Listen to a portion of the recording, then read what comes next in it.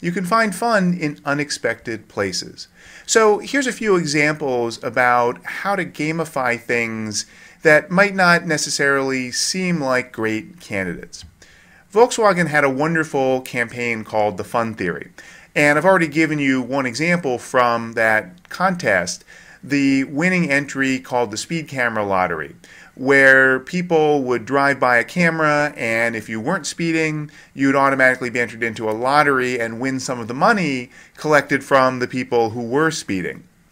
But that competition that Volkswagen did had a variety of other entries, as well as some examples that Volkswagen themselves came up with through their marketing agency.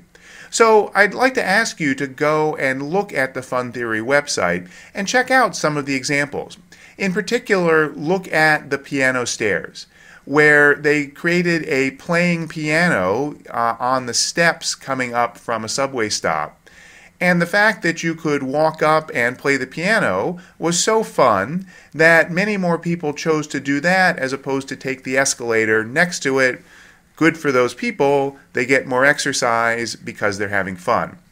Or the world's deepest trash can, where they instrumented an ordinary trash can with sensors so that when you threw some trash in it, you'd hear a sound as though it was a deep cavern that you were throwing something into. Again, people found that kind of fun, and they were curious about it, and that fact alone encouraged more people to throw their trash into the trash can. Good result. So go look at the Fun Theory website and try to familiarize yourself with some of the different ways to make things fun that don't obviously seem like they're good candidates. I'd like to give you one other example. And this is something that may seem so basic and simple and dull, frankly, that it wouldn't lend itself to fun, but it was a case where a little bit of game thinking went a long way to generating real business results. And it comes from LinkedIn, the business social networking site. So on LinkedIn, you fill out a profile. You describe your job history, your employment, your skills. There's places where you can put in references from other people, and all sorts of details that are relevant to understanding your capabilities for jobs or other business opportunities. It's important to LinkedIn that you fill in your profile as completely as possible. First of all, that means you're more committed to the site, and you may go for some of their paid services. Second of all, it makes it easy for other people to find you and search on you, and therefore makes it easier for you to network and get some of the benefits that LinkedIn wants you to get as a way of selling you, again, their various kinds of services. And finally, more data means more that LinkedIn can search and analyze in order to understand patterns in their users and target you more effectively. So they want you to fill in the profile in every possible detail. But filling out profiles is pretty boring. Hard to think about how to make that fun. LinkedIn, though, came up with a way. And it's not the way that you might think in terms of creating some profile game where you get points and badges for filling out your profile. Nope. It was something much simpler. It was this, the profile completeness bar. Took about an hour for someone to code in putting into the LinkedIn system, and it's pretty simple. It just says, here's how much of your profile you filled out, in this case 90%, and here's some advice about how to fill it out more.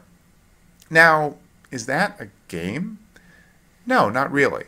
It doesn't have the kinds of rules and the kinds of objectives that we might think of as a game. It's also just so simple that no one would really say you're going to sit down and play the profile bar completion game against someone else or against yourself. It's just not that interesting. But it's a little bit fun. It's a little bit game-like, and just enough to encourage people in meaningful ways to fill out their profiles more. Because it turns out that when LinkedIn put this profile bar in, this very simple little feature change that they added to their service, profile completeness went up by 20%. A material increase in the amount of data people were putting in just from this little progress bar. So what is it about the progress bar that's at all game-like and that gets people to respond? Well, here's a few things that I might point out. The first thing is feedback. So the progress bar tells you how far along you are. Before, you just saw your profile where it was, however much you'd filled out. Maybe there were some things that were blank, but now all of a sudden you see I'm 90% of the way there. And when you fill out something else, when I get the other recommendation, I'm going to see 95% there, and the bar will move a little bit further towards the edge. Immediate, real-time feedback about performance. Very common and important aspect of games. Here, the feedback just gives you a number, gives you some information, doesn't force you to do anything with it, but that psychologically creates a dynamic that makes people more likely to progress. And that's the second aspect of what the bar does. It creates a sense of progression. So now we're no longer just talking about entering data, filling out forms. We're now talking about moving from the beginning to the end of a process.